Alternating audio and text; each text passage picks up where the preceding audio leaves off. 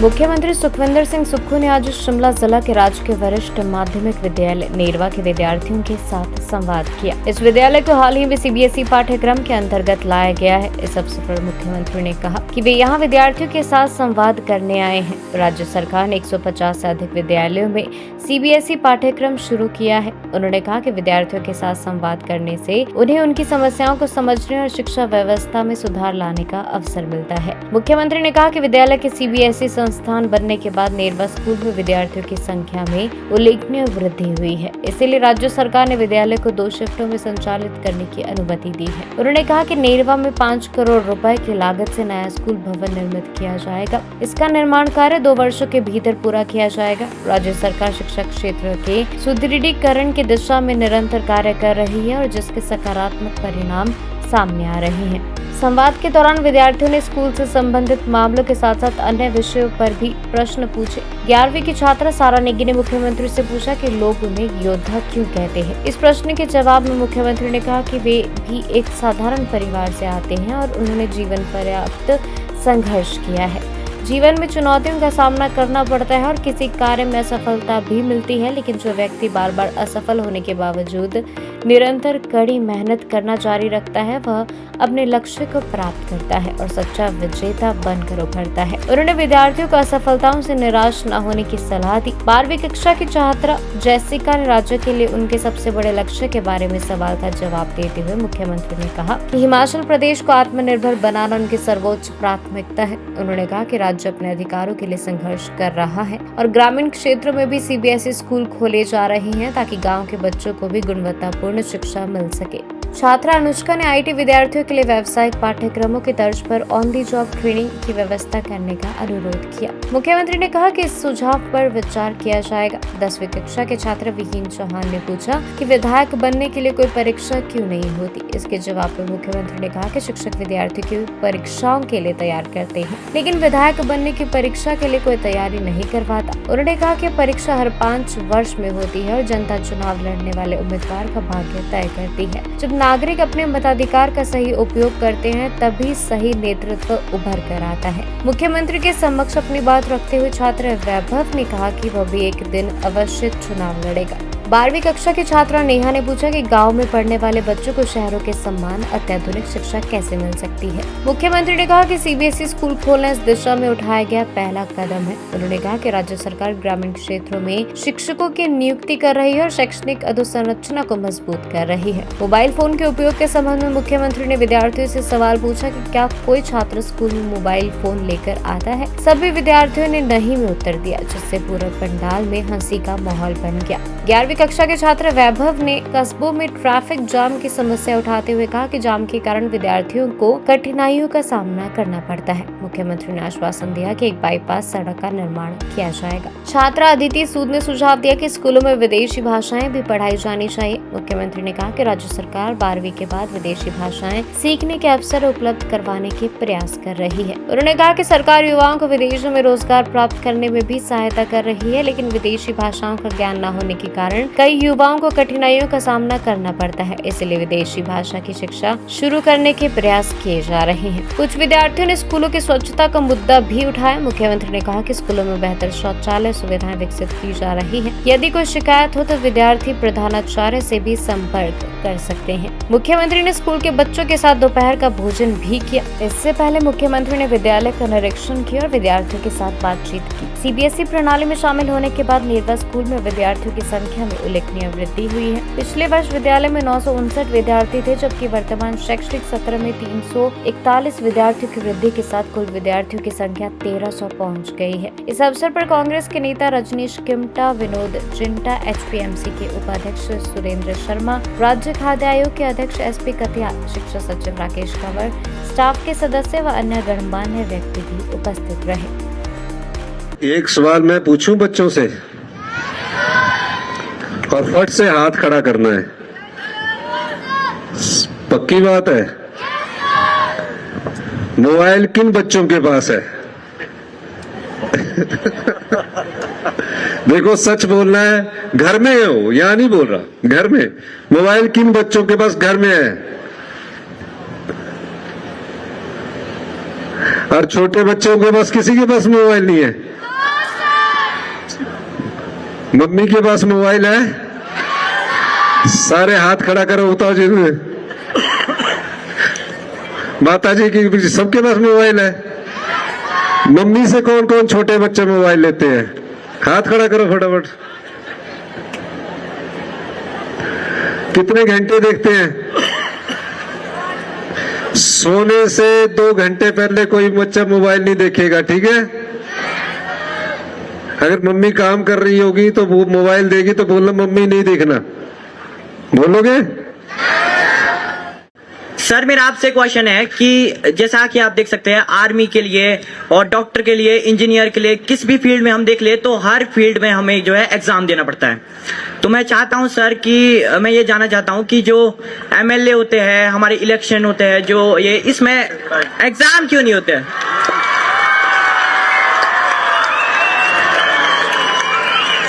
Sir हम democracy की बात करते हैं तो डेमोक्रेसी में सर ऐसा है कि कोई भी इंसान एमएलए बन सकता है, सीएम बन सकता है, मिनिस्टर बन सकता है, पर लेकिन सर डेमोक्रेसी के लिए हमारे को एग्जाम चाहिए अब जरूर है, क्योंकि सर अब ये जो ज्यादा रिच है, ज्यादा वो है, उन्हीं के पास रह गया है।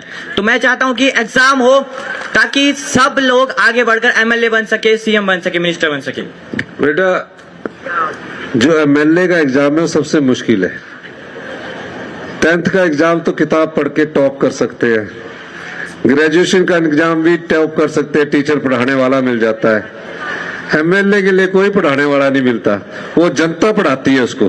कौन पढ़ाती है? जनता पढ़ाती है। हर 5 साल बाद उसको अपने एग्जाम में जाना पड़ता है, जनता में। कहाँ जाना पड़ता है? और जनता को फैसला करना है, जनता को ये फैसला करना है कि उस एमएलए को एग्जाम में पास करते हैं या फेल करते हैं। तो ये डेमोक्रेसी की सबसे बड़ी विशेषता यह है कि आजादी के बाद जो सबसे बड़ा अधिकार इस देश को मिला,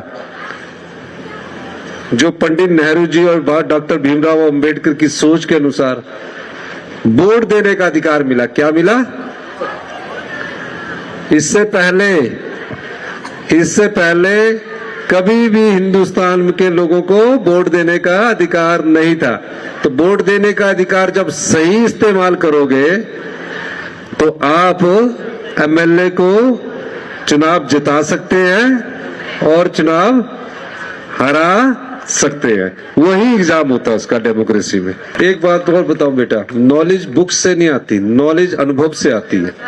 बुक से आप एकेडमिशियन बन सकते हो, जीवन के जिस पथ में जैसे जैसे आप नॉलेज ग्रहण करते हो, अनुभव ग्रहण करते हो, आपको नॉलेज आती है। इसीलिए लोकतंत्र है, कोई भी लड़ सकता है। आपकी उम्र 25 साल हुई, आप भी चुनाव लड़ सकते हैं। तय जनता ने करना है कि नॉलेजेबल है कि नहीं है। थैंक यू सर, मैं जरूर लड़ूंगा चुनाव।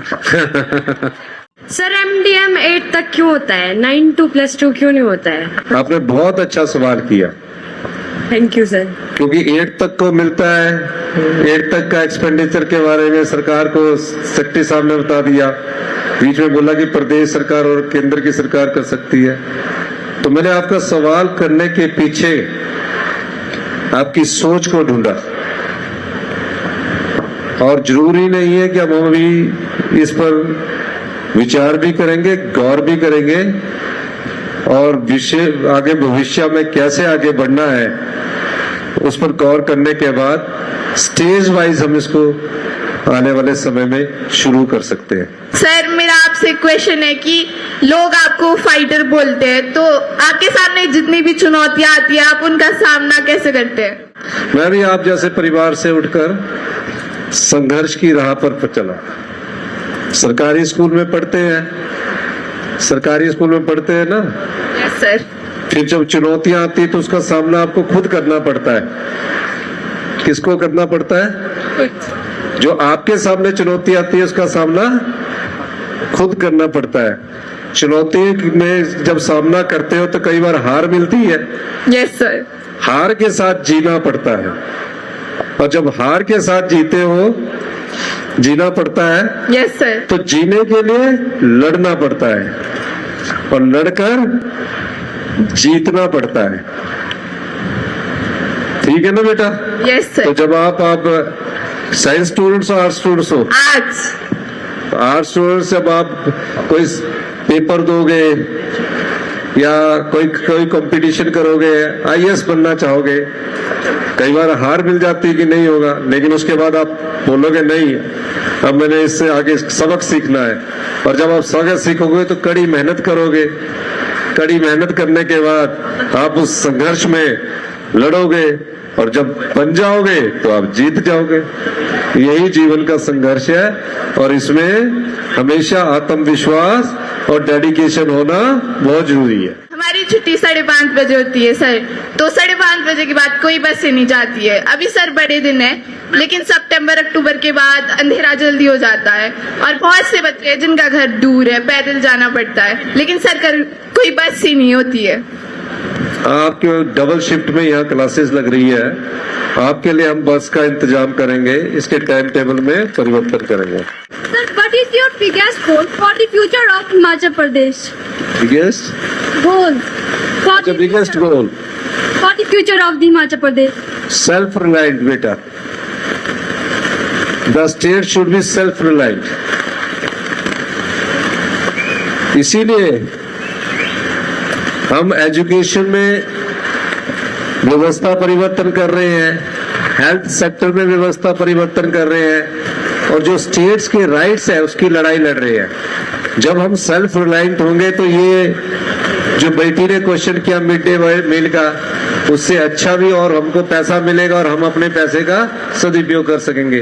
तो इसीलिए ये जो डिफरेंस है प्राइवेट स्कूल और गवर्नमेंट स्कूल का, पहले शिक्षा के क्षेत्र में भी तो हमको सेल्फ रिलायंट होना है ना।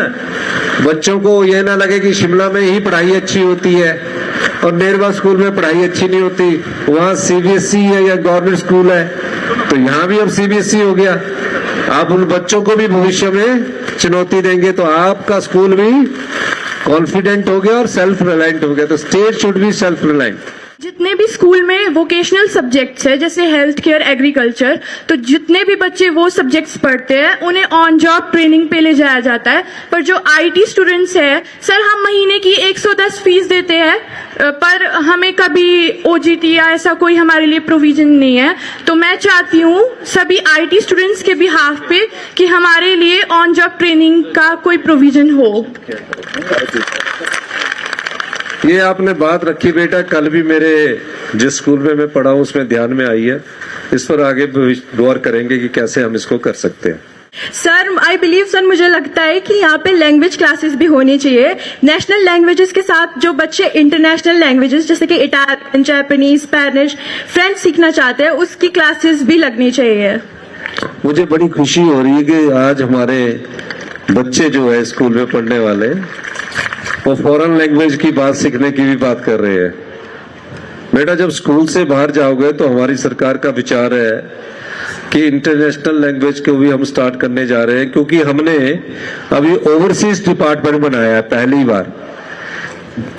बार ओवरसीज डिपार्टमेंट, ताकि जो बच्चे बाहर जाना चाहते हैं उनको हम बाहर भेजें। लेकिन वो लैंग्वेज बैरियर कई जगह आ रहा है, हम उसके बारे में, हमारा एक डिपार्टमेंट है जो ओवरसीज डिपार्टमेंट, वो उसके बारे में बात कर रहा है।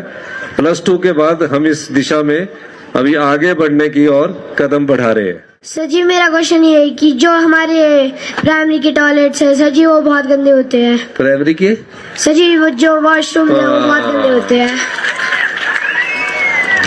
बहुत गंदे होते हैं? Yes sir. हाँ बिल्कुल ठीक कहा। अब इसके बारे में भी जिम्मेवारी लगानी पड़ेगी। बहुत अच्छी बात कलाई। कौन सी क्लास में हो बेटे? थर्ड में। बहुत अच्छा लगा ना। मैं अच्छे बाथरूम आपके स्कूल में बनाऊंगा, ठीक है? Yes sir. पर उसको साफ रखने की जिम्मेवारी बच्चों की होगी। Yes sir. किनकी होगी? बच्चों की। और ठीक है, तो वो है आपके स्कूल में, वॉशरूम। सभी स्कूलों में हिमाचल में जहाँ वॉशरूम ऐसे गंदे हैं यस सर। उनको हम अच्छा करेंगे। Yes sir. और आपने बहुत अच्छी बात कही और आपने प्रिंसिपल को भी बताना है, सर। ठीक है? Yes sir. घबराना नहीं है। Yes sir. जब आप मुख्यमंत्री से बोल सकते हो, यस सर। तो टीचर और प्रिंसिपल से भी बोलना है ना? Yes sir. ठीक है। Sir, how can rural students get equal facilities as compared to big cities? CBSE school जो है वो पहला स्टेप है इसमें। जो भी रूरल स्कूल है, रूरल इकोनॉमी को हम बढ़ावा देना चाहिए, इसीलिए तो फर्स्ट स्टेप है। आप तारा हॉल पढ़ने जाओगे तो सीबीएसई मिलेगा, आप जीजी से मैरिज जाओगे तो सीबीएसई मिलेगा, शिमला के डीएवी में जाओगे तो सीबीएसई मिलेगा, तो आज नेरवा में भी सीबीएसई मिल रहा है। अब इसमें जो गैप है, उन गैप को भरने के लिए मैं और सेक्रेटरी एजुकेशन इसलिए आए हैं कि हमने अब टीचर कितने आपके लगाने, जिनके 30 जून से पहले हम टीचर लगा देंगे। सर हम ना स्कूल आते हैं और सर हमारी जो फर्स्ट क्लास है सर वो ऊपर प्राइमरी सेक्शन में लगती है, और जो उसके बाद हम लोगों को क्लासेस के लिए नीचे आना पड़ता है। तो सर मैं चाहती हूँ कि हमारे लिए क्लासरूम प्रोवाइड हो और जो बेंचेस है वो भी कंफर्टेबल नहीं है। देखो बेटा, आज हम स्कूल में क्यों आए, क्यों एक सेक्रेटरी एजुकेशन स्कूल में आया है, क्यों मुख्यमंत्री जी स्कूल में आए हैं, और क्यों नेरवा में आए हैं? ऐसा समझते हैं आप नेरवा में कोई प्राइज डिस्ट्रीब्यूशन फंक्शन में आता होगा, लेकिन कोई आपसे मिलने आया है ऐसे सवाल पूछने? No sir. क्यों आए हैं? सर हमारी प्रॉब्लम सुनने और सर सीबीएसई स्कूल किए हैं, तो जब सीबीएसई स्कूल में स्ट्रेंथ बढ़ रही है तो क्या इनके पास इंफ्रास्ट्रक्चर है, अकोमोडेशन है? बच्चे क्या सोचते हैं? बच्चों का आत्मविश्वास बढ़ना चाहिए कि वो एक मुख्यमंत्री जी से और अपने शिक्षा सचिव से बात कर रहे हैं, तब आए हैं। और आपसे ही सवाल पूछना है, भाषण देने तो हम आए नहीं है। तो आपके मन की जिज्ञासा जो है, जो आप सोचते हैं, उन विचारों का समावेश करके आगे नीतिगत परिवर्तन करने हैं, ये भी हम देखने आए हैं। और जो आपने इंफ्रास्ट्रक्चर की बात की, बेंच की बात की, सीबीएसई स्कूल में आपके स्कूल के लिए मैंने अभी सेक्रेटरी एजुकेशन को आपसे पहले बोला है। मैं पहले क्यों आपके पास नहीं आया? पहले मैं आपके वॉशरूम देखने गया, कमरे देखने गया। आपके प्रिंसिपल की पोल तो आपने खुद खोल ली, बताओ कैसे? मुझे जो बाथरूम दिखाए गए वो तो बड़े अच्छे थे। कैसे थे? मुझे जो मुझे बाथरूम दिखाए गए अच्छे थे। छोटे बच्चे बोल रहे हैं, तो ये समझने का मौका आप बच्चे हमें देते हैं। कौन दे रहे हैं? सर हम। आप स्कूल के बच्चे दे रहे हैं। तो इस चीज को ध्यान में रखते हुए कि यहाँ 40% बच्चों की वृद्धि हुई है, यानी कि 250 बच्चे यहाँ प्राइवेट स्कूल छोड़कर गवर्नमेंट स्कूल में आए हैं। तो ये स्कूल की विशेषता ये है कि यहाँ टीचर अच्छे पढ़ाने वाले हैं। क्या है? 250 बच्चे। ये कह रहे थे कि बच्चे और भी आना चाहते हैं पर एकोमोडेशन की कमी है। 2 दिन में ही बच्चे पूरी सीटें भर गए। फिर उसके बाद फैसला किया गया कि आपको इवनिंग क्लासेस लगानी है। सेक्रेटरी एजुकेशन से बात हुई होगी, हमने आपको इवनिंग सेशन लगाने की परमिशन दे दी। और आज मैं इस स्कूल की बिल्डिंग के और इंफ्रास्ट्रक्चर के लिए 5 करोड़ रुपए देने की भी घोषणा करता हूँ। Thank you sir. और इस स्कूल की बिल्डिंग को बनाने के लिए पहले यहाँ आर्किटेक्ट आएगा, अच्छी बिल्डिंग बनेगी, और आपकी एकोमोडेशंस, प्राइमरी की कहाँ बनानी है, मिडिल की कहाँ बनानी है, सब देखेंगे। सर मेरा क्वेश्चन ये है कि ड्रेसेस आपको फ्री में क्यों नहीं मिलती, जबकि सरकारी स्कूल में ड्रेसेस फ्री मिलनी चाहिए थी? बेटा, ड्रेसेस फ्री नहीं चाहिए, एजुकेशन अच्छी चाहिए। आपको टीचर अच्छे चाहिए, आपको पढ़ाने वाले अच्छे चाहिए, लेकिन जो छोटे बच्चे हैं उसके बारे में हम सोच सकते हैं। लेकिन कभी भी ये सोचकर मैं आपको इसलिए कहना चाहता हूं, अगर आप फ्री होकर निर्भर होंगे तो कभी आत्मनिर्भर नहीं बन पाओगे। क्या? तो इसलिए आपने बच्चों ये जो बात कही है, आपने फ्री में नहीं जाना है, आपने अच्छी शिक्षा में जाना है जो आप दूसरों को भी फ्री दे सके। Thank you. डिस्ट्रिक्ट शिमला में जितने भी तहसील है, मतलब मेनली सर ठियोग और रोडू, वहाँ पे रोड काफी अच्छी है, मतलब 4 लेन है, नेशनल हाईवेज है। पर नेरवा चौपाल में ऐसा कुछ भी नहीं है। क्यों? बहुत अच्छी बात कही आपने। हम कोशिश करेंगे, आपके यहाँ से जो एमएलए हैं वो भी कुछ काफी सालों से इस बात को उठाते हैं विधानसभा में, तो अच्छा होता। लेकिन फिर भी मैं आपको बताऊं बेटा, चौपाल से पराला वाले रोड को मैं आपको, क्योंकि मैं चौपाल आज से जब मैं कॉलेज में था तब मैं क्रिकेट खेलने चौपाल आया था, तो धिया वाली रोड अभी तक वैसी है। मैं उसको डबल लेन करूंगा और उसको वर्ल्ड बैंक के प्रोजेक्ट में डालूंगा। Thank you sir. और ये जो रोड है बेटी आपकी हॉस्पिटल को जा रही थी, इसको भी मैं अच्छा पक्का करवाऊंगा। और आपकी स्कूल की बिल्डिंग भी, देखो आज मैं बोल के जा रहा हूँ, समय लगेगा, पैसा हम देंगे, साल 2 साल में आपकी स्कूल, 2-2.5 साल में आपकी स्कूल की अच्छी बिल्डिंग हम बनाएंगे। 5 करोड़ रुपए इसीलिए दिया, 5 से ज्यादा भी खर्च होगा बच्चों के लिए, नेरवा के सीबीएसई स्कूल के लिए, वो भी देंगे। Thank you sir. हमारे स्कूल के सामने सर एक रिवर है सर, जो छोटे बच्चे हैं उनकी बॉल शटल वगैरह सर यहाँ नीचे जाती है और सर खुद चले जाते हैं लेने के लिए। तो सर मैं चाहती हूँ कि यहाँ पे एक वॉल लगाई जाए। लगा देंगे बेटा।